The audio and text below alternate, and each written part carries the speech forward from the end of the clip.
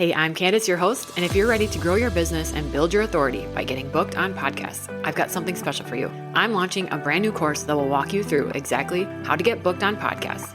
Everything from identifying the right shows to pitching, preparing for interviews, and leveraging your guest appearances for growth. Plus, if you sign up for the waitlist now, you'll get early access to the course and these special bonuses. When you officially enroll in the course, you'll save $50 and get a free one-on-one strategy call with me to help you prep your speaking points and align your offers. These bonuses are limited and end on April 13th, so make sure to sign up today. Head to the link in the show notes to join and get started on your podcast guesting journey. I can't wait to help you get booked and start sharing your message with the world. Now let's dive into today's episode.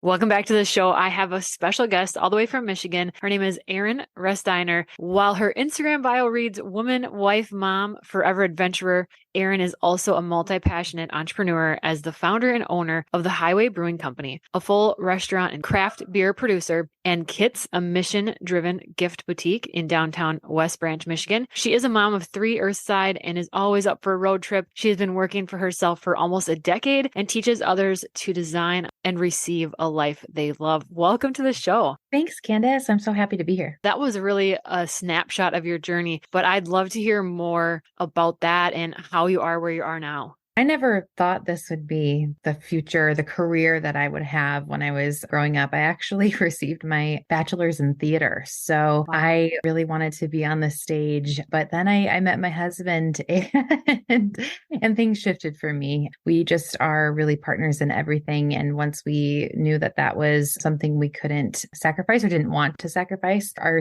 future shifted a bit. We moved back to our hometown after living away for a couple of years. We both went to school in northern Michigan, up in the Upper Peninsula, and kind of had our time, early married couple, away, but then really felt pulled to come back home. And we saw a lot of potential in our downtown area. We were really passionate about the downtown movement that was brimming at the time. I mean, I think it's really large now, a shop small. I think everybody has heard that ad nauseum, but we were at the time, it was like really the exciting thing was reviving downtown businesses. So we moved home and we saw this building that needed some TLC, some major TLC. And we thought, what like a cool passion project would that be? And at the time, my husband was also really passionate about craft beer and he was doing Mr. Beer kits in like his room at the time. Like he was brewing beer in a really small scale, started off really bad, of course, but like he got better and better. And it became this thing, like he was really good and he was really passionate about it. And he was like, well, we could do this. So the time we were like, let's open just a tap room. That was our thought. And then the first question we got from everybody was, well, are you going to have food? And up here in northern Michigan, we're such like a vacation kind of destination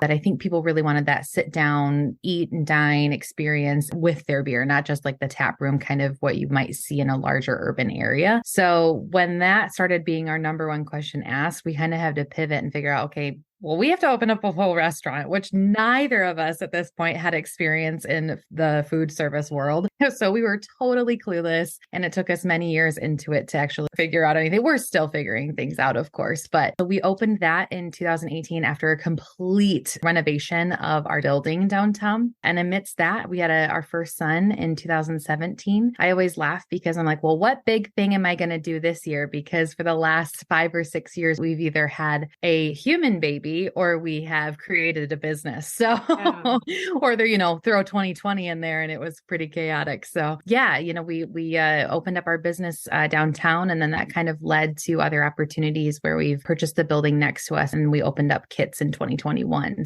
So you've started these businesses and what made you want to continue to pursue entrepreneurship and then eventually add in your own coaching business? Ethan and I, we've been running these businesses for almost a decade now. The brewery's going to be 6 in January. Kits just turned 2. And we just love what we do. We're so passionate about it. We're always coming up with new ideas, almost like a disservice to us, right? Like we want to do all of these things. We're trying to take them in bite-sized pieces. But if you know us personally and outside of work, that we're just constantly dreaming, and we really see the benefit and the lifestyle of an entrepreneur. Of course, that comes with a huge sacrifice in a lot of ways, but we feel that we want to pour that into others that want that lifestyle.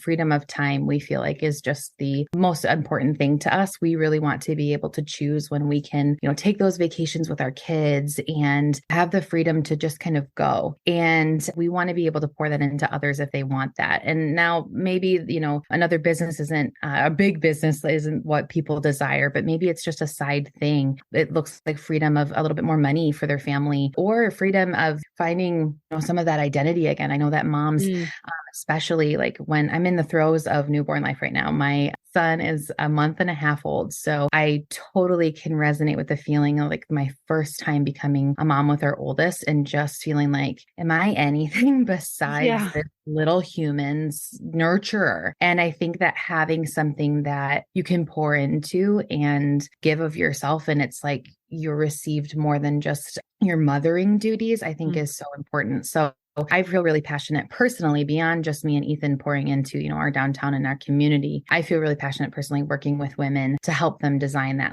life, whatever that looks like for them. It doesn't have to be, the 7-figure business type situation that I'm currently in. It can be something, on a much smaller scale, but something just as important and necessary. That speaks to me. After my babies, I joined a wellness network marketing community because I was just looking for that piece that could just be mine. That speaks to me as well. Things go out of alignment and you grow and change, but having that piece that you can call yours. So I love that. So I know that having a clear vision is really important to you and that you help your clients do that. How does someone really get clear on their vision? Well, I think there's a lot of noise in the world, right? There's so much. I mean, we open up our phones, we're glued to our phones all the time, and we're receiving so much information, or so much you could or you should, all of the time. But I think that can distract us from what we're really called to do. And so I think the first thing is shutting off that noise, putting the phone away, putting the distractions away for a little bit, and just coming into your own body truly and into your own desires and wants. And that's something that can even take practice if we're not used to doing that, because we are so pulled externally all the time. So I think the first thing that I recommend people to do is really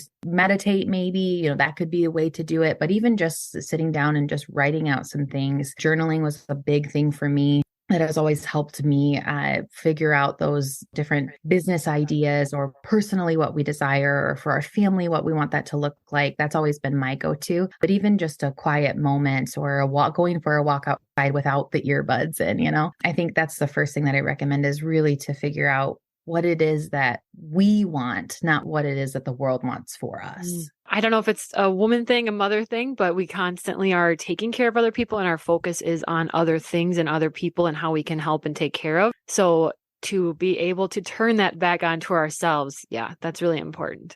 And now, what advice would you have for someone who has a vision, they're starting to see it? How do they execute that?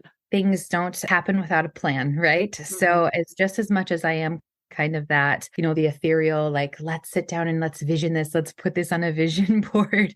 We also need to take action, right? So what then I recommend is, after we have that vision, or we can picture it, we can almost like taste it. It's okay, what are the steps to break down to get there? So if this is a 5-year plan, what do we need to do just in the next 3 months, right? So let's break it down by the year. Let's break it down by the months, something with a really clear timeline. And then we can break things into even smaller chunks, because progress is progress. It doesn't have to be we get from A to Z in a month. That's just often not possible. So let's figure out, let's just go from A to B first. And what momentum does that provide us? So I try and help people go from the really big picture and bring it really down small. So that way we're not feeling completely overwhelmed that this is never going to happen, or how could it possibly? It's just one day at a time, one step at a time. This episode is going to air in January, and we're kind of touching on vision boards, those visual tools. How important do you think those types of things are? I mean, it depends. Everybody learns differently. Everybody receives information differently. So I really think that's a personal thing too. But I will say that I think that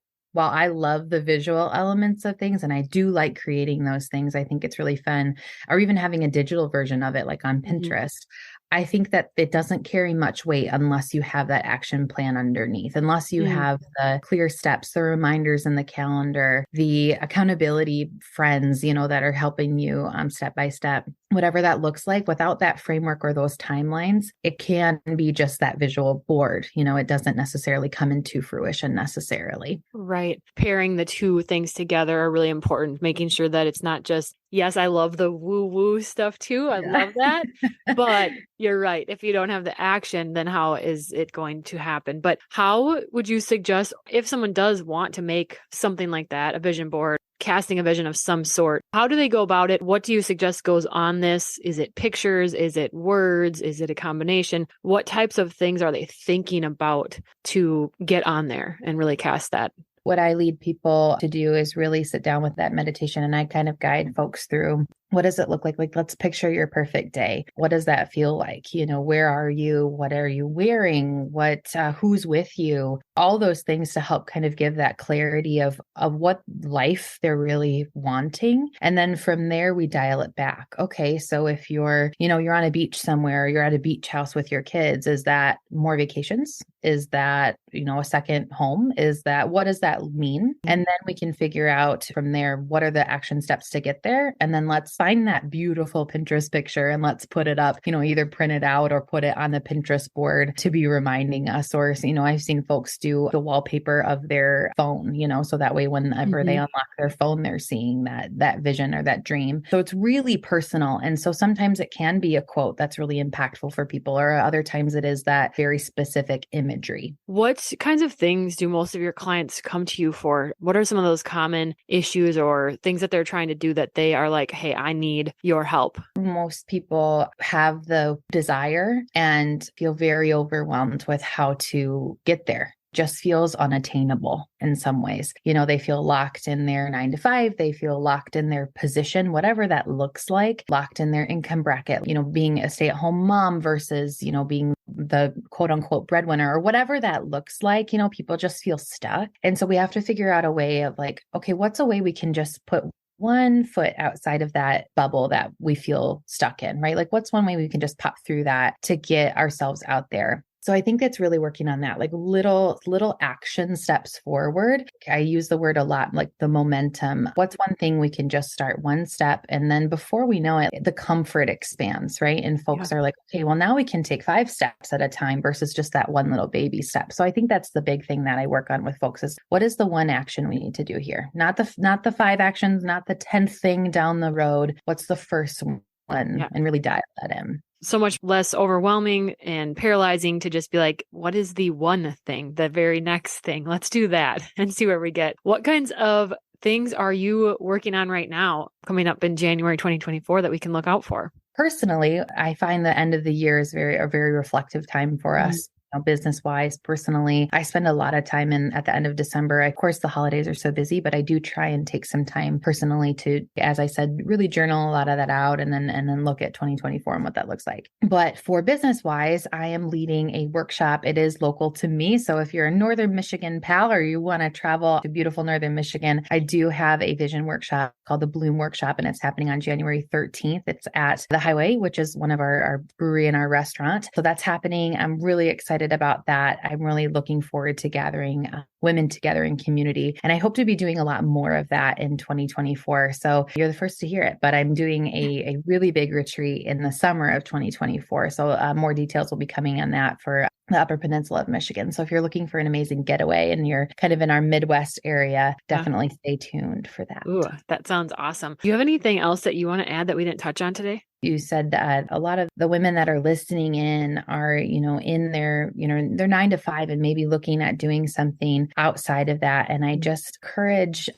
all of your listeners to really take that next step, whatever that looks like, and dream beyond the fear. It's so easy to get caught up in, what will my community think of me if I do this? What will my mom think of me if I do this? All those limiting fears. So I just encourage you to take the next step. Thank you so much for that. And where can people connect with you virtually? because I'm a multi-passionate entrepreneur, I feel like I have a bajillion Instagram handles, but my main one, my personal one is at Erin Resteiner, ErinResteiner. But from there, you'll find the brewery's page and Kit's page as well. And yeah, I look forward to connecting with folks. Awesome. Thank you so much for being on. I'm going to link all that in the show notes for the listeners. To the listeners, you have a better brave day.